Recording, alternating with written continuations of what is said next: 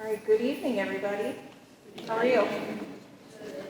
Good. Thank you for joining us tonight. So this is our Curb Appeal Program homeowner presentation. So we're really excited to share kind of some of the details of this program with you, and I'm really excited you're here and interested in the program. So just a few notes to start things off. Tonight's meeting will be recorded. We will post it online, so your neighbors who are not able to attend will be able to see the presentation and our conversation. There are sign-in sheets, which I believe everyone did sign in. This is how we'll be able to follow up with you, or if you have any questions, we'll get you on our email distribution list this way, just so we can keep you updated. And this presentation, video, and other materials will also be posted on our planning department's website following the meeting. And if you have follow-up information, we're going to have some time for questions at the end of the presentation, but myself, Alyssa in the back, are here to answer any more one-on-one questions that you may have. So our agenda tonight will start with introductions. We'll talk about the purpose of the Curb Appeal Grant Program, eligible applicants, eligible enhancements or improvements, the process, applications, and then answer any questions you may have. So introductions starting first. So my name is Kelly Johnston-Dorsey. I'm with the Planning Department. I'm also the grant manager for the Choice Neighborhoods Implementation Grant. So the $25 million grant associated with this program that we were able to create along with the demolition of Spencer Homes and the new development. So managing that on behalf of the City of Omaha, Omaha Housing Authority, 75 North, and Bridgeshore Development. So I can answer a lot of questions you may have about that as well. So, and then we also have Alyssa Selechek in the back. She's our contract and compliance manager. And then we have Grant over on the side there. He runs many duties, and he probably didn't know he was going to run AV when he took this position, but he is very flexible and helps us out with a lot of different things, but his official title is Outreach Planner. Our partner tonight in letting us utilize their space is 75 North, so we're excited to be here. So this really touches on why we created this program. So it is a full-on grant program that was really based on a 2020 survey we sent out to neighborhood residents. So hopefully you received and responded to this back in 2020. And we found out that 90% of residents wanted improved and fixed up houses. So taking that information, we created this grant program, and we rolled out the first Curb Appeal grant last year, a little over a year ago. So when we surveyed folks in 2022, we found that there was an improvement in how residents felt the neighborhood looked. So back in 2020, only 47% of residents agreed with the statement, it is a nice looking neighborhood. When we surveyed folks, residents in 2022, that increased to 56%. So we're hoping this program is really helping hit on that 90% of residents who want improved and fixed up houses. So eligible properties. So the eligibility criteria for this grant is that you must own and occupy your home, and it needs to be located along a key street. So key streets are those that are more heavily traveled or directly adjacent to one of the CNI housing development projects. So if you're abutting one of those construction projects or on a busier street, you'll be eligible. I'm assuming all of you came here tonight because you received a letter in the mail. If you received a letter in the mail for that address and you live there, you're eligible. We have a larger map in the back if you have any questions, but anyone who received that letter would be eligible as long as you own and occupy that home. So eligible enhancements improvements. So this grant program is up to $19,999 worth of exterior improvements. They need to be really visible from the key street and include things like exterior painting, tree planting, porch repair, replacement or addition, fence removal or repair. And if one of those is done, then one of these additional improvements you'd be eligible for as well, including tree trimming and removal, porch and or walkway lighting, sidewalk and or walkway concrete repair or replacement, and retaining wall repair. So throughout this presentation, we've had a couple different pictures of homes, and every one of these homes in this presentation was part of our Curb Appeal program last year. So we were able to assist 12 owner-occupied homes last year receive these exterior improvements. So we're really excited to do this again. We're hoping in this round to get up to 15. So we have a total of $500,000 that was part of this grant program. We spent about $215,000 last year. So we have about $284,000 left remaining in those pot of funds that we would love to get used up this year, and if we can't, because the weather starts turning and changing, then we'd love to tackle them in the spring. So that's kind of the overview, kind of what we're hoping to assist with this year is about up to 15 homes. So here's the process. So turn in our application by September 18th. So we have applications in the back of the room. You can submit these in a variety of different ways. So it's on the back table. We try to make the application just as easy as possible. Where do you live? Who lives there? What improvements do you want? And then acknowledging a couple of statements in the back. So really try to make the application very simple. Then a selection committee will review and prioritize applications. So this committee, I actually have another slide on it. The selection committee is made up of a representative from the city, a representative of Omaha Housing Authority, a representative of 75 North. Those are our lead grantees. And then residents from the neighborhood and residents from the former Spencer homes. We really wanted neighborhood residents to be engaged in the selection process as well. So it's a committee. We all participate in that discussion and reviewing the applications. So then after that, property ownership is verified. So like I said, you have to be owner-occupied property, and we do verify that. Then a construction specialist will evaluate the home, and a work write-up and budget is prepared. So for example, on this application form, list anything extra improvements that you're interested in, and through this step right here, number 4, you'll work with a construction specialist to see kind of what might fall in line with budget, what can come in, what might have to drop off, and then the next step is you would approve that scope of work.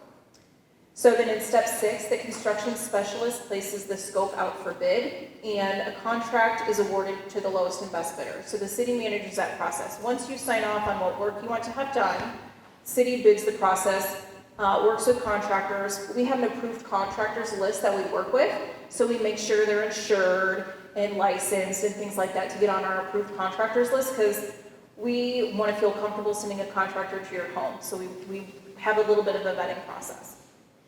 So then the homeowner, so you would sign an agreement with the city of Omaha, and there's a rehabilitation contract signed again by the homeowner and then the contractor. So that's when the contractor signs an agreement. So then construction occurs, and it's managed by the city's construction specialist, so they'll be stopping out and making sure that contractor's performing the work in a satisfactory way. And then construction concludes, and the owner signs off before we would issue a final payment to that contractor. So the selection process. So there's really 2 criteria in which we score applications on.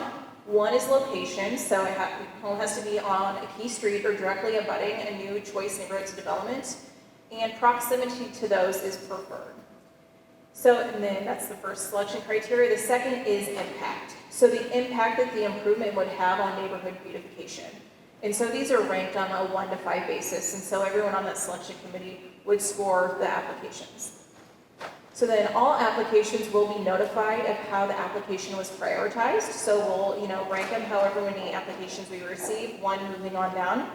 And approximately 5 projects will be underway at a time, just in terms of making sure we have contractors that are available to work on projects, and it's a manageable number of contracts going on at one time. So like I said, the selection committee, a representative from the city, Omaha Housing Authority, and 75 North, and then former Spencer residents and residents in the neighborhood as well. So the applications are due September 18th. So their letter received in the mail, I believe, said September 11th. We pushed it back. It's going to be September 18th. Just make sure you get your applications in by then. If you have them tonight, we would take them. Otherwise, you could mail or turn them in person to Grant, or email them in as well. And make it as simple as possible. We've had people last year who would take a picture of their application and then email in those pictures. However we get it, we're not going to be too picky. As long as we have an application that you've signed, we'll move forward with that. All right, so that's the end of our formal presentation. We'd love to answer any questions you may have. We understand you might have a few of them. We do have some materials in the back of the room I do want to point out real quick. So the application that I mentioned is on the back table. We also have a brochure of some activities happening in the neighborhood. You should have received this by mail a couple of months ago. So we've got some of those in the back. We have the program brochure, again, you should have received in the mail, and the process is outlined in the back of that. We have more of those. And then understanding, this grant program may not be for everybody, or you may be looking for something a little bit more extensive or just different. We have the Housing Rehabilitation Program Resource Guide in the back. It discusses all resources available by the city, all the different grant programs that the city runs, as well as some of our partner organizations as well. So if you didn't want to work with the city or there's complications, there's other agencies who can assist as well. So those are outlined in this resource guide. So, all right, I'm going to open it up for questions. What questions do you have? Yes, sir. You mentioned pictures. Yeah. They have to be sent in with these. No. You don't need to send any pictures. No. If you want to, that's fine, but you certainly don't need to. No. Like I said, we're trying to make this as easy as possible.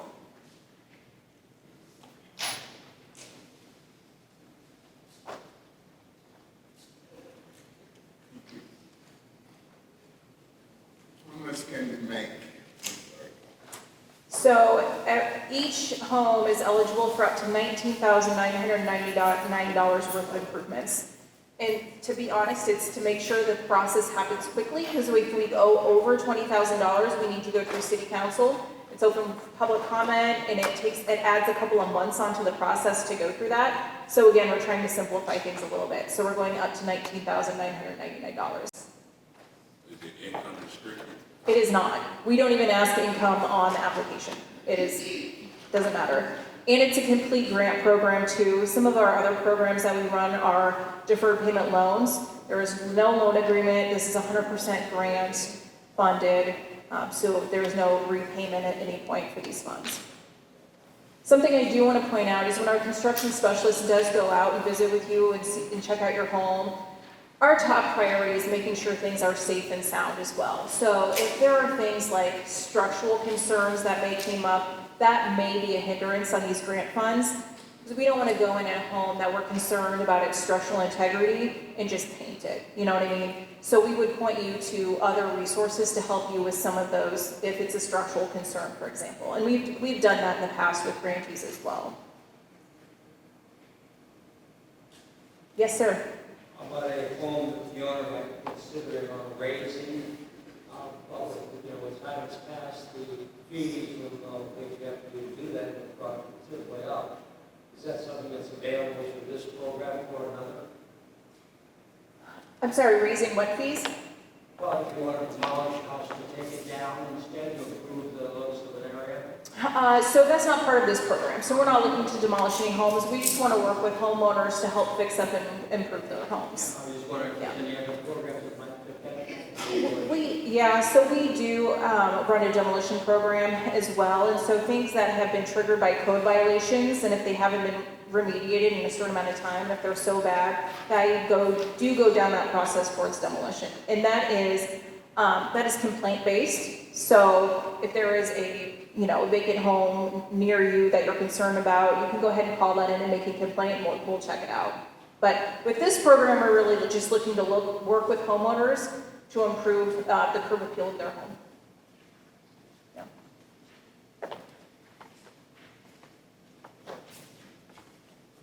Well, hopefully this means that we succeeded in making a simple, straightforward program. We don't have too many questions. Yes, sir. Okay, after the deadline and you got all the applications, approximately, you know how long it will be before people are contacted? Yeah, so the question was timeline. So how long after submitting applications will notify you of your priority? Our goal, it really depends on how quickly we can pull together the selection committee, which we hope to do that week.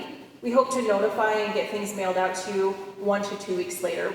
We do want to get things going and get some homes improved before the winter season. And you just touched on part B of my question. I thought I heard you say something about the weather. Will they be working during the winter months? As long as the weather holds out, yeah. As long as weather holds, we will keep working, yes. Yes, sir. And I didn't see fences or gutters on there. Those part of the list. Yeah, so we let me go back to the slide here so I can, here we go. Anything that's curb appeal, we have been given specific guidance from HUD that this can't be, for example, just a roof replacement program, right? They want it to be really enhancing the visual appeal of the neighborhood, right? So we can't do just roofs and things like that, but it can be a component of a larger project, right? So if we're painting your home, we could do gutters, things like of that nature. We just want to make sure overall we're improving the aesthetics and the curb appeal. But it's not, only these 8 things, because obviously every home is different. We can't anticipate what every home looks like or what every homeowner would want or need on their home. So this is just general guidance. Yeah. Yes, ma'am. So if we brought our applications tonight, can we turn them in to you? You certainly can, yes. Yes. Yes, sir. If you took part in the program, say last year, would that affect you any for this year? Yeah, that's an excellent question, one I've received too. So there is a max of $19,999 per home. So if you didn't exhaust that $19,999, you can receive the gap between the improvements last year and the $19,999. So you have a list of last year, anything that wasn't used for that? Yeah. For that purpose? Mm-hmm. So example one of the homes last year received like $8,000, so they would be eligible for almost 12, yeah.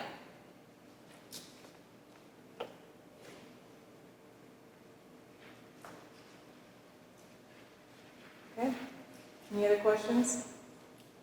Well, we'll stick around in case anything comes to you and answer any other questions. Otherwise, we're excited that you're here. We're excited, we're hopeful about this program, and we hope we can work together moving forward. So, yeah, thank you for coming tonight. Thank you. Well.